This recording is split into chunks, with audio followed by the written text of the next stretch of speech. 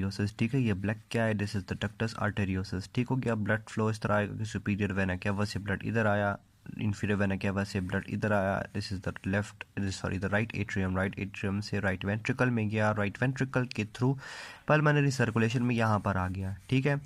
ये मैं बताता हूँ अभी सबर, यहाँ पर ये बताता हूँ, ठीक है। यहाँ पे थ्रू पल्मोनरी आर्टरी, यही पल्मोनरी आर्टरी है, ठीक है। डिओक्सीनेटेड ब्लड गया लंग्स में, ठीक है। लंग्स वहाँ पे जो है ना ऑक्सीजनेशन हो गई, oxygenated blood through pulmonary veins 1 2 3 4 आया इनटू द लेफ्ट एट्रियम से लेफ्ट वेंट्रिकल, और यहाँ पे एओर्टा की सर्कुलेशन के लिए गया, यहाँ पे ऊपर हेड एंड नेक को सप्लाई, और यहाँ पर जो है ना अपर लिम्स को सप्लाई, और यहाँ से जो है ना लोअर सिस्टमिक सर्कुलेशन होती है।